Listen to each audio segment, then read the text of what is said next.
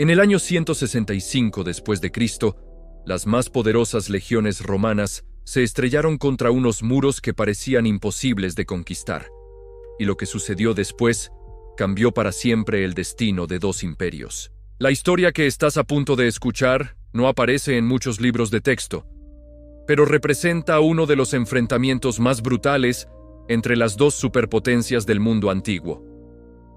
Cuando las águilas romanas se alzaron frente a las murallas de Ctesifonte, la capital del Imperio Parto, nadie podía predecir que esa campaña se convertiría en una lección devastadora sobre los límites del poder militar. Todo comenzó con la ambición desmedida del emperador Lucio Vero, quien había recibido el mandato de vengar una humillación que Roma no podía permitirse olvidar.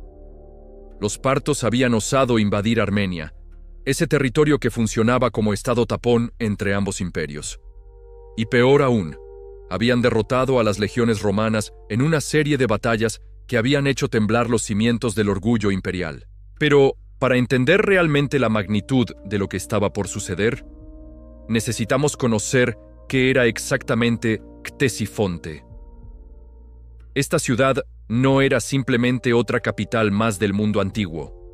Los estudios arqueológicos recientes sugieren que sus murallas alcanzaban una altura de hasta 20 metros, reforzadas con torres de vigilancia que se elevaban otros 10 metros más. Sus defensas habían sido perfeccionadas durante siglos, convirtiéndola en lo que muchos historiadores consideran la fortaleza más inexpugnable de su época. La preparación romana para este asedio fue colosal.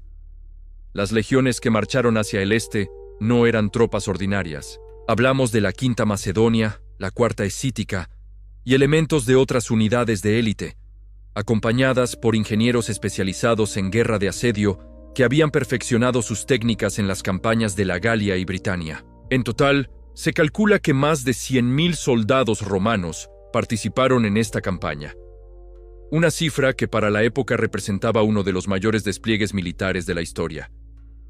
El viaje hasta Ctesifonte fue en sí mismo una odisea épica. Las legiones tuvieron que atravesar más de 2.000 kilómetros de territorio hostil, cruzando desiertos abrasadores durante el día y soportando frío extremo durante las noches.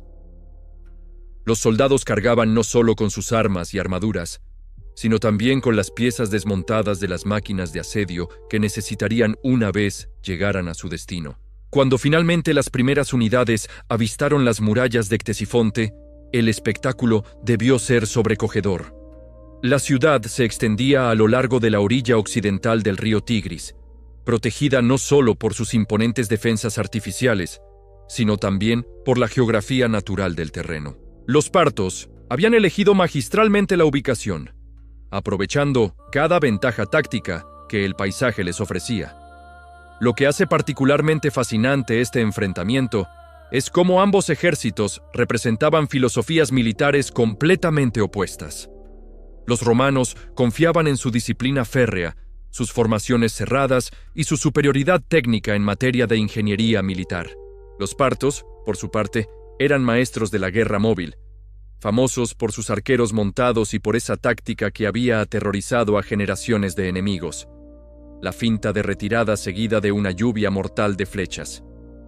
El asedio comenzó al amanecer de un día que los cronistas de la época describen como especialmente claro y silencioso. Los romanos desplegaron sus máquinas de guerra con la precisión de una coreografía ensayada durante meses. Las catapultas y ballestas se posicionaron a distancias calculadas matemáticamente, mientras los ingenieros comenzaron a ensamblar las torres de asedio que permitirían a las tropas alcanzar la altura de las murallas enemigas. Pero los defensores partos no permanecieron pasivos. Desde las almenas comenzó una respuesta que cogió por sorpresa incluso a los veteranos romanos más experimentados. Los arqueros partos no disparaban al azar. Sus flechas llegaban en oleadas coordinadas que parecían oscurecer el cielo. Algunas teorías sugieren que habían desarrollado un sistema de comunicación mediante señales que les permitía concentrar su fuego con una precisión devastadora. Durante los primeros días del asedio, las bajas romanas fueron terribles. Los soldados que intentaban acercarse a las murallas para colocar escaleras o proteger a los equipos de zapadores caían abatidos antes de llegar siquiera a la base de las defensas. Los oficiales romanos se dieron cuenta rápidamente de que estaban enfrentándose a algo más que una simple ciudad fortificada. Se encontraban ante un sistema defensivo que había evolucionado específicamente para contrarrestar las tácticas legionarias. Fue entonces cuando los comandantes romanos tomaron una decisión que cambiaría el curso del asedio. En lugar de continuar con los ataques frontales, optaron por una estrategia de desgaste combinada con una guerra psicológica sin precedentes. Las catapultas comenzaron a lanzar no solo piedras, sino también proyectiles incendiarios y, según algunas fuentes, incluso cadáveres de animales destinados a propagar enfermedades entre los defensores. El momento decisivo llegó aproximadamente 3 semanas después del inicio del asedio. Los ingenieros romanos habían logrado completar una serie de túneles que se extendían bajo las murallas principales. La técnica del minado no era nueva, pero nunca se había aplicado a una escala tan masiva. Trabajando día y noche, los zapadores romanos habían excavado una red de galerías subterráneas que amenazaba con colapsar secciones enteras de las defensas partas. Cuando las primeras explosiones resonaron bajo tierra, el suelo tembló como si la propia tierra estuviera despertando de un sueño milenario. Enormes bloques de piedra comenzaron a desplomarse, abriendo brechas en las murallas que parecían imposibles de reparar. Los gritos de triunfo de las legiones se mezclaron con el estruendo de la mampostería al colapsar, creando una sinfonía de guerra que se escuchó a kilómetros de distancia. Las primeras unidades romanas que consiguieron penetrar en la ciudad se encontraron con una resistencia feroz. Los partos habían preparado una segunda línea de defensa dentro de la propia urbe, convirtiendo cada calle, cada edificio, cada plaza en un campo de batalla independiente.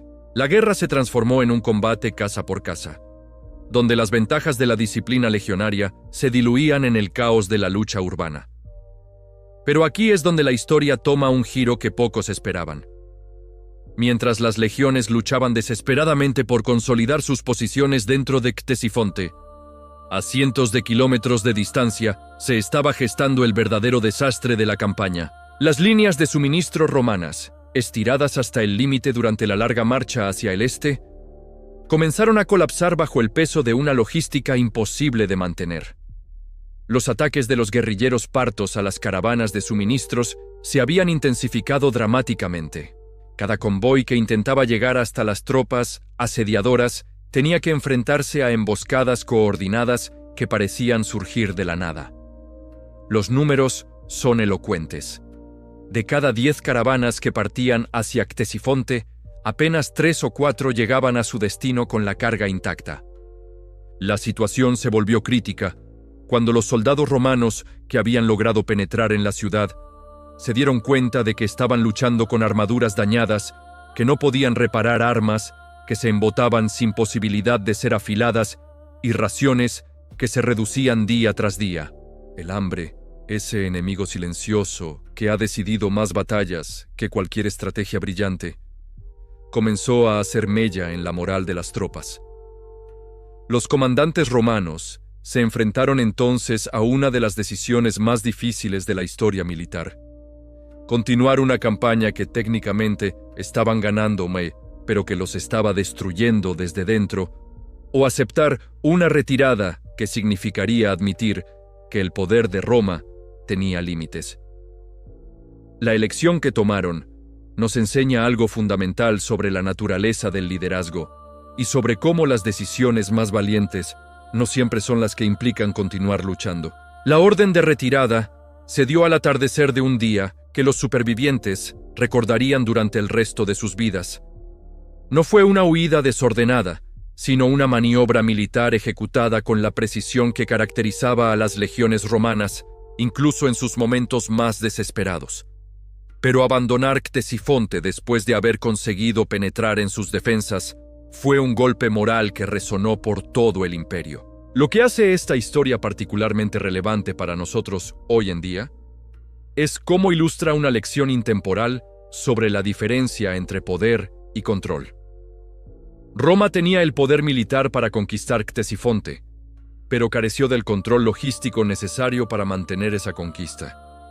Esta distinción, que costó la vida a miles de soldados hace casi 2000 años, sigue siendo relevante en cualquier contexto, donde el éxito requiere no solo la capacidad de alcanzar un objetivo, sino también de sostenerlo a largo plazo. Durante la retirada, sucedió algo que cambiaría para siempre la forma en que Roma entendía su propia vulnerabilidad. Los soldados que abandonaron Ctesifonte no volvían solos a casa. Llevaban consigo algo mucho más mortífero que cualquier arma parta. Sin saberlo, las legiones se habían convertido en portadoras de una plaga que algunos historiadores consideran el primer ejemplo documentado de guerra biológica a gran escala. Los primeros síntomas aparecieron cuando las tropas apenas habían recorrido 300 kilómetros desde la capital parta. Comenzó como una fiebre ligera que los médicos militares atribuyeron inicialmente al agotamiento del asedio. Pero en cuestión de días, soldados que habían sobrevivido a las flechas partas y a los combates urbanos más brutales empezaron a caer como moscas por una enfermedad que ningún remedio conocido podía curar. La hipótesis más aceptada entre los estudiosos modernos sugiere que los partos habían empleado deliberadamente cadáveres infectados entre los proyectiles que lanzaron durante las últimas semanas del asedio. Esta táctica, aunque despiadada, demostró ser devastadoramente efectiva. La enfermedad se extendía con una rapidez que superaba cualquier precedente conocido en la historia militar romana. Lucio Vero, el emperador que había iniciado esta campaña, con sueños de gloria eterna, se encontró liderando no una marcha triunfal de regreso a Roma, sino una procesión de moribundos que dejaba tras de sí un rastro de tumbas improvisadas. Los cronistas de la época, aunque con la prudencia que caracterizaba a quienes escribían sobre emperadores vivos, dejaron pistas suficientes para reconstruir lo que realmente estaba sucediendo. En las ciudades por las que pasaban las legiones en retirada, la población local comenzó a enfermar días después de su paso. Antioquía, una de las ciudades más prósperas del este del imperio, vio cómo sus mercados se vaciaban y sus calles se llenaban de funeral tras funeral. La plaga, que algunos investigadores identifican tentativamente con viruela o tifus, no distinguía entre ricos y pobres, entre ciudadanos romanos y esclavos. Lo verdaderamente extraordinario de esta situación es cómo reveló las fortalezas ocultas del carácter romano. Mientras la enfermedad arrasaba las filas legionarias, surgieron ejemplos de liderazgo y compañerismo que contrastan dramáticamente con la imagen de los romanos como conquistadores despiadados. Oficiales que podrían haber huido hacia zonas seguras, eligieron permanecer con sus hombres enfermos. Soldados veteranos compartían sus últimas raciones con compañeros más jóvenes que quizás tenían más posibilidades de sobrevivir. Marcus Aurelius, el emperador filósofo que gobernaba junto a Lucio Vero, tomó decisiones que demostrarían ser cruciales para la supervivencia del imperio. En lugar de cerrar las fronteras y abandonar a las legiones enfermas a su suerte, organizó una respuesta médica sin precedentes. Médicos de todo el imperio fueron convocados para estudiar la enfermedad y desarrollar tratamientos.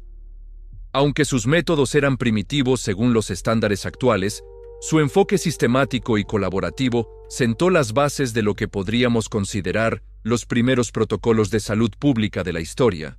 La plaga tardó casi 15 años en recorrer completamente el Imperio Romano. Se estima que causó la muerte de unos 5 millones de personas, una cifra que en aquella época representaba un porcentaje considerable de la población total del imperio. Pero los efectos de la epidemia fueron mucho más allá de las cifras de mortalidad. En las fronteras del norte, las tribus germánicas observaron con atención cómo las guarniciones romanas se debilitaban. Los puestos fronterizos que antes mantenían a raya a pueblos enteros quedaron peligrosamente desguarnecidos. Algunos estudiosos argumentan que esta epidemia marcó el verdadero comienzo de las migraciones bárbaras que eventualmente contribuirían a la caída del Imperio Romano de Occidente. Pero la respuesta romana a esta crisis también reveló una capacidad de adaptación que rara vez se menciona en los relatos tradicionales. Las ciudades desarrollaron sistemas de cuarentena sorprendentemente sofisticados. Los médicos romanos comenzaron a documentar síntomas y tratamientos de una manera que se acercaba al método científico moderno. Incluso desarrollaron teorías sobre la transmisión de enfermedades que, aunque incorrectas en los detalles, mostraban un nivel de pensamiento analítico notable para su época. La economía del imperio sufrió transformaciones profundas. Con una reducción significativa de la mano de obra, los salarios aumentaron dramáticamente en muchas regiones. Los esclavos, escasos debido a la mortalidad y la reducción de las campañas militares que los proporcionaban, vieron mejorar paradójicamente sus condiciones de vida. Algunos historiadores sugieren que estos cambios económicos aceleraron transformaciones sociales que ya estaban en marcha, contribuyendo indirectamente al eventual surgimiento del cristianismo como fuerza social dominante. El impacto psicológico en la sociedad romana fue quizás aún más profundo que el económico. Una civilización que se había acostumbrado a ver a sus legiones como invencibles, tuvo que confrontar la realidad de que existían enemigos que no podían vencerse con espadas y disciplina militar.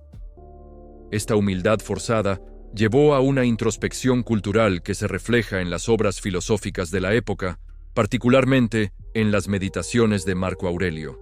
En el Imperio Parto, la victoria sobre Roma se celebró, pero también generó consecuencias inesperadas. La ausencia de la presión militar romana permitió que las tensiones internas del reino parto, que habían estado contenidas por la necesidad de presentar un frente unido contra el enemigo común, finalmente estallaran. Las guerras civiles que siguieron debilitaron tanto al Imperio Parto que, paradójicamente, lo hicieron más vulnerable a futuras invasiones romanas. La ironía histórica es fascinante. Los partos ganaron la batalla más importante de su historia, pero esa victoria contribuyó indirectamente a su propia fragmentación política. Los señores locales, envalentonados por el éxito contra Roma, comenzaron a desafiar la autoridad central. El sistema feudal parto, que había sido una fortaleza durante la guerra, se convirtió en una debilidad en tiempos de paz. Una de las lecciones más valiosas que emerge de este episodio histórico tiene que ver con la resiliencia humana frente a la adversidad. Las comunidades que mejor sobrevivieron a la plaga fueron aquellas que desarrollaron redes de apoyo mutuo más sólidas. Las ciudades donde los ciudadanos se organizaron para cuidar a los enfermos y mantener los servicios esenciales funcionando tuvieron tasas de supervivencia notablemente superiores a aquellas donde primó el individualismo. Los testimonios que han llegado hasta nosotros hablan de médicos que trabajaron hasta el agotamiento, de magistrados que utilizaron sus propios recursos para mantener el suministro de alimentos, y de ciudadanos ordinarios que arriesgaron su vida para ayudar a desconocidos. Estos actos de heroísmo cotidiano, aunque menos espectaculares que las batallas militares, fueron los que realmente determinaron qué comunidades prosperarían y cuáles desaparecerían. La transformación del pensamiento médico romano también merece atención especial. Antes de la plaga, la medicina romana era principalmente una cuestión individual. Los ricos tenían acceso a médicos privados, mientras que los pobres se las arreglaban como podían.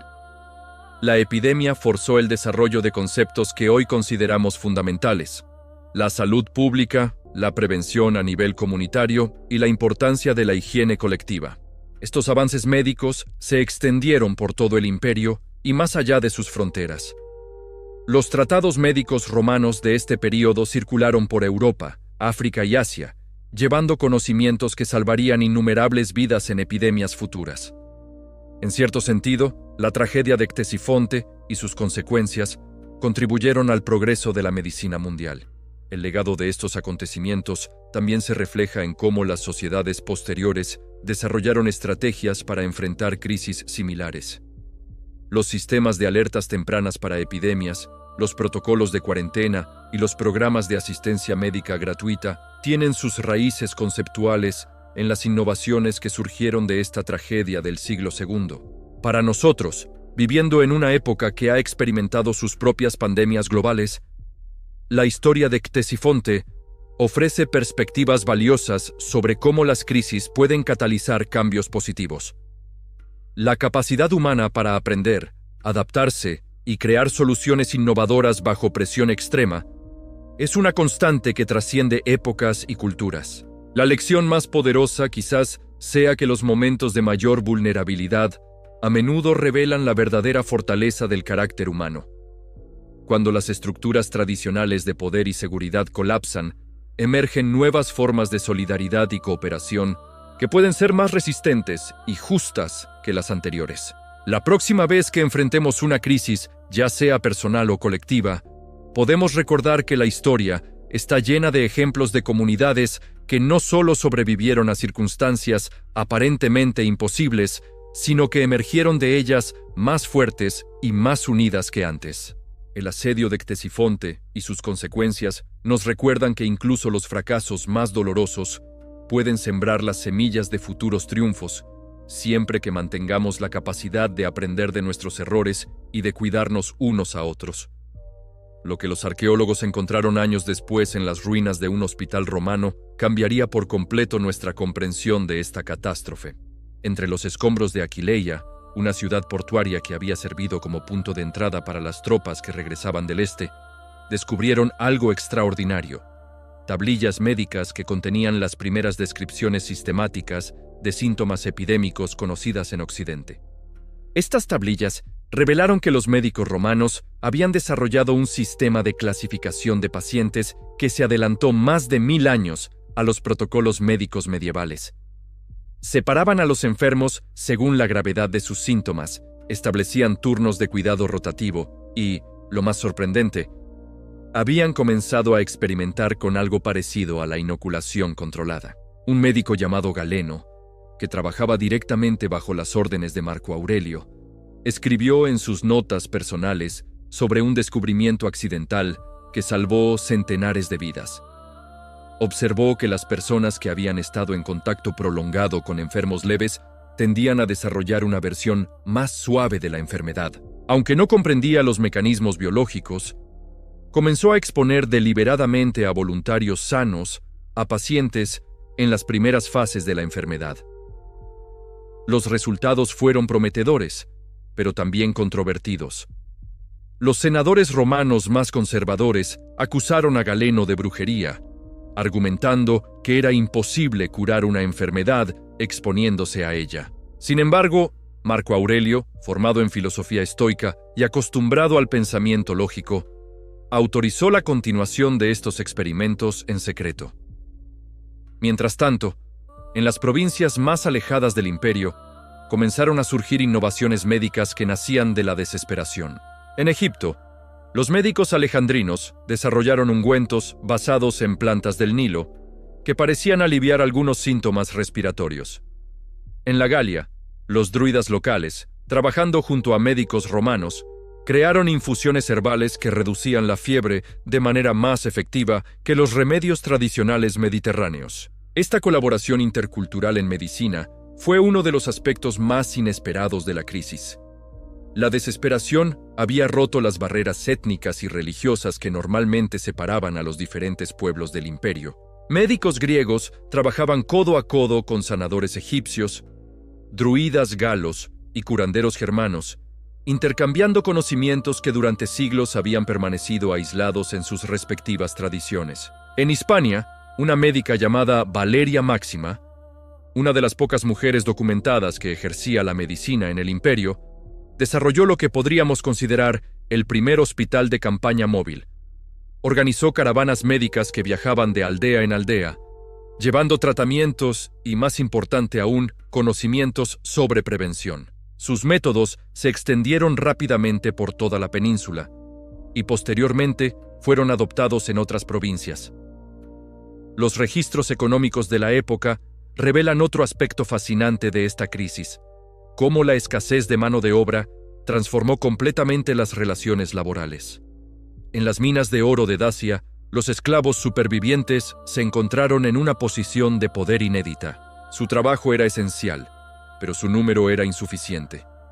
Los propietarios se vieron obligados a ofrecer incentivos impensables años antes: mejor alimentación, alojamientos más dignos e incluso la promesa de libertad tras un periodo determinado de trabajo. Esta transformación económica forzada creó precedentes que perdurarían durante siglos. Las guilas artesanas, que antes competían ferozmente entre sí, comenzaron a colaborar para mantener funcionando oficios esenciales. Los panaderos compartían recetas y técnicas con sus antiguos competidores. Los herreros enseñaban sus secretos profesionales a aprendices de otras familias. La supervivencia colectiva se había vuelto más importante que la ventaja individual. En las fronteras orientales, donde la plaga había comenzado su mortífero viaje, algo igualmente extraordinario estaba sucediendo. Los comerciantes sirios, que habían sido los primeros en sufrir las consecuencias económicas de la epidemia, desarrollaron las primeras redes comerciales especializadas en suministros médicos. Crearon rutas comerciales dedicadas exclusivamente al transporte de hierbas medicinales, instrumentos quirúrgicos y, algo revolucionario para la época, personal médico especializado. Estos comerciantes médicos, como llegaron a conocerse, establecieron una red de información que rivalizaba con los servicios de inteligencia imperial. Sabían dónde había brotes de enfermedad antes que los gobernadores provinciales. Podían predecir qué ciudades necesitarían suministros médicos con semanas de antelación. Su red se convirtió en el primer sistema de alerta sanitaria internacional de la historia. La información que manejaban era tan valiosa que algunos emperadores posteriores intentaron nacionalizar estas redes comerciales, pero descubrieron que su eficacia dependía precisamente de su naturaleza privada y descentralizada. Los comerciantes médicos conocían idiomas locales, costumbres regionales y tenían contactos personales que ninguna burocracia imperial podría replicar. En el ámbito tecnológico, la crisis aceleró innovaciones que de otro modo habrían tardado décadas en desarrollarse. Los ingenieros romanos, enfrentados a la necesidad de mantener funcionando las ciudades con una fracción de la mano de obra disponible, desarrollaron sistemas de automatización sorprendentemente sofisticados. Crearon molinos de agua que funcionaban con supervisión mínima, sistemas de acueductos que se autorregulaban y mecanismos de distribución de alimentos que requerían menos personal.